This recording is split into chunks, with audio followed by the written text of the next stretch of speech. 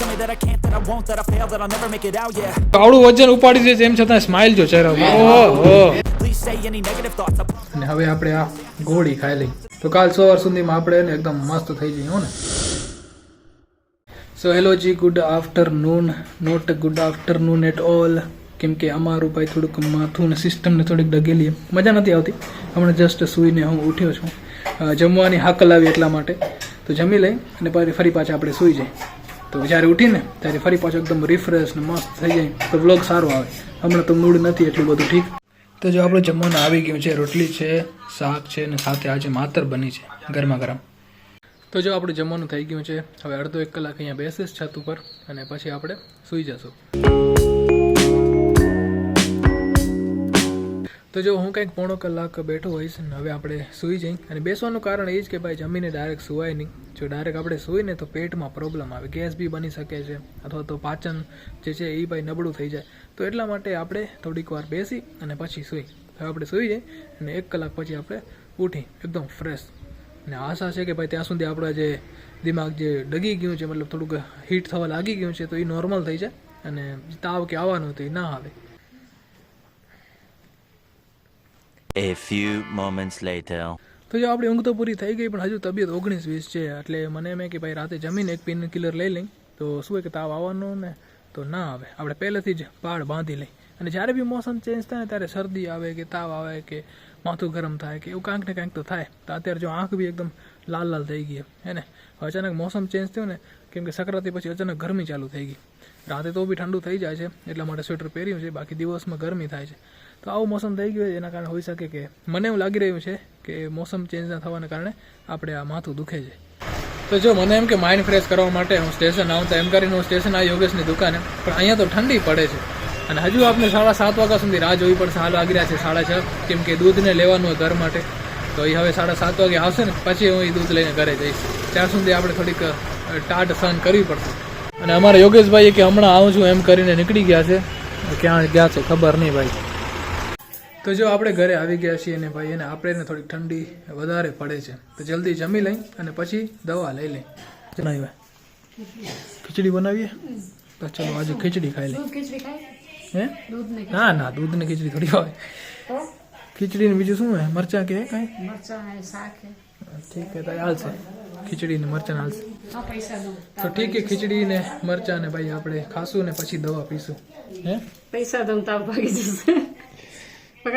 બાકી આજનો વ્લોગ મને ખબર છે કે બહુ નાનો અને બહુ બોરિંગ થવાનો છે, પણ ક્યારેક આવા પણ દિવસો આવે ભાઈ. ધારો જે એન્ટરટેનિંગ ના હોય, આ તો આપણી ભાઈ બેટરી ડાઉન છે એટલા માટે થોડોક વ્લોગ એવો બને છે. પણ ઠીક છે, ક્યારેક આવું તમે એડજસ્ટ કરી લેજો ને, ક્યારેક આવો વ્લોગ આવે તો. ભાઈ અહીંયા કરીને જો અમારા મા એની દીકરી સાથે વાત કરે ફોનમાં સ્પીકર ઉપર રાખીને, કેટલો અવાજ આવે નહીં. શું કહેતા હતા તમારી દીકરી? શું કહેતા હતા તમારા દીકરી? મારી દીકરી શું કહેતી કે એમાં તો બતાવેલો રોજ શું અડદિયા ને કોટા ને બતાવેલો. રોજ ખાઈ રહ્યો તે બતાવે. રોજ આપણે ખાઈ રહ્યા રોજ ખાઈએ ને તે ક્યાંથી જડે રહેતા ને હે દુકાનમાં જાવ રહ્યો. ના ના, સમાજમાં હોય ને પેકિંગ કરવા ના જાય હવે ઈ જોયા હશે. એ કે રોજ બતાવે રહ્યો કે રોજ ખાય રહ્યો તે બતાવે. 3 વાર બન્યા વિચારો ત્યાં જ બનાવ્યા હશે ને. ભલે આપણે ઘરે ખાય નહીં તો કોઈ મને ના ભાવે. અને આપણે અડદી એટલા માટે પસંદ આવે કેમ કે એમાં ગુંદર આવે ને, એ પસંદ નહીં. આપણે ખાલી અડદી આવતો તો મજા આવે પણ એમાં ગુંદર હોય.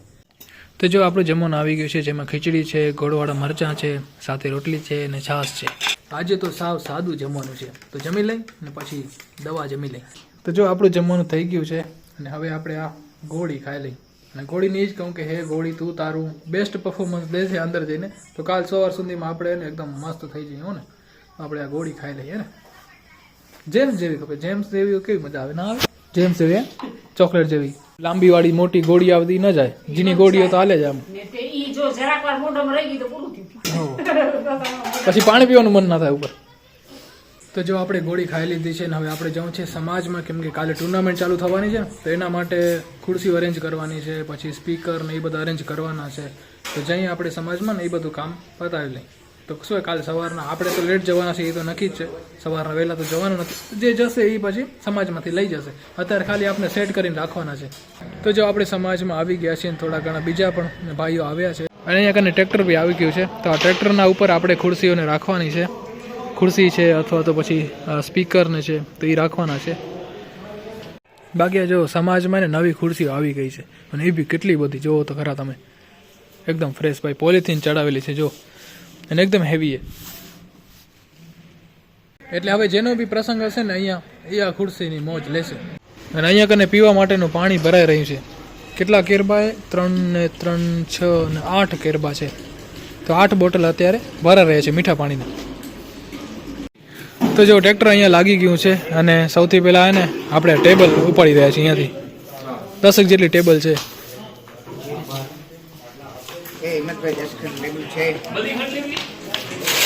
અને ટ્રેક્ટર હવે આપણે અહીંયા લગાડી દીધું છે, કેમ કે અહીંયા કનેથી આપણે ખુરશીઓ ઉપાડવાની છે.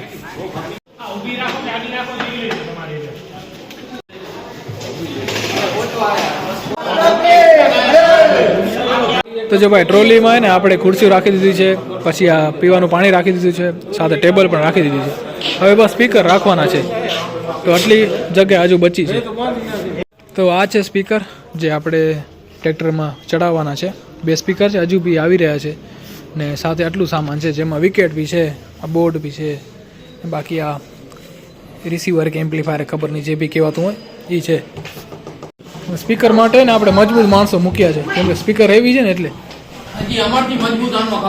ચહેરા ઉપર સ્માઇલ જો, આવડું વજન ઉપાડી દે એમ છતાં સ્માઇલ જો ચહેરા ઉપર. ઓહો, આ તો એકલો ખંભા ઉપર ખણી આવે. અમે અરે તું ખણી આવ ને અમે ખણી રહ્યો તો સ્માઇલ નથી આવતી, સમજો કારમાં. 4 સ્પીકર છે ભાઈ, જો 4 સ્પીકર રાખવાના છે આપણે. અને અહીંયા કને જો બેનરનું કામ ચાલુ છે. બેનરમાં શું લખાણ છે એ તો મને નથી ખબર, ઉપર કરશું ત્યારે ખબર પડશે. શાયદ સમાજનું બેનર હશે, વેલકમનું હશે. ઓહો, શ્રી વિરાણી મોટી પાણીદાર Sanatan Yuva Mandal sixer tournament 2026, Shri Dhoramnath hotel and multiplex champion trophy. Bye by.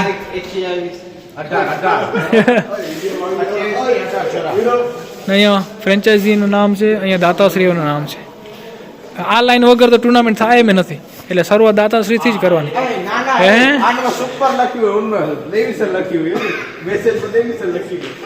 Actually શું ખબર, અહીંયા કને સિક્સર ના ખપે, 18 ખપે. 8 જણા ને, અને આ તો સિક્સર કેમ કે 6 પ્લેયરો એટલે સિક્સર ટુર્નામેન્ટ, બાકી 8 પ્લેયર છે, તો નામ ચેન્જ જોઈએ અહીંયા. તો ટ્રેક્ટર એકદમ લોડ થઈ ગયું છે. હવે અહીંયા કને 2-4 ડ્રિફ્ટ મારે તો મજા આવે ના આવે. ગ્રાઉન્ડ અહીંયા કને ગ્રાઉન્ડમાં આમ ડ્રિફ્ટ મારે ને ટ્રેક્ટર, મજા આવી જાય. કાં તો 2 ટાર આગળથી ઊંચા કરે, ડ્રિફ્ટ મારશે તો બધું નીકળી આવશે ભાઈ બધું. કુશાલ તું કામ કર, આ ટ્રેક્ટર ભેગો અહીંયા જ હોઈ જા હો ને. પછી સવારના ટ્રેક્ટર ભેગો જ મેદાનમાં સીધો.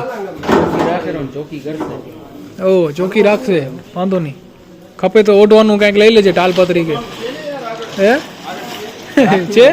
તો આ પાણીની વ્યવસ્થા જો, બધી વ્યવસ્થા છે. હોય આમાં સુઈ જા તું. તો જો આજે જેટલી બી તૈયારી કરવાની હતી ને એ કરી લીધી છે, અને હવે આપણે જઈ ઘરે વિડીયોને કરી એડિટ અને અપલોડ. અને આઈ હોપ કે તમને આ વિડીયો પસંદ આવ્યો હશે. જો તમને વિડીયો પસંદ આવ્યો, અહીં સુધી જોયો તો લાઈક કરજો, નવા હો તો ચેનલને સબસ્ક્રાઈબ કરજો. ફરી મળીશું એક નવા વિડીયો સાથે. ત્યાં સુધી તમારે ધ્યાન રાખજો. આમ તો ધ્યાન રાખવાની જરૂર મને છે. Tata, bye bye, take care.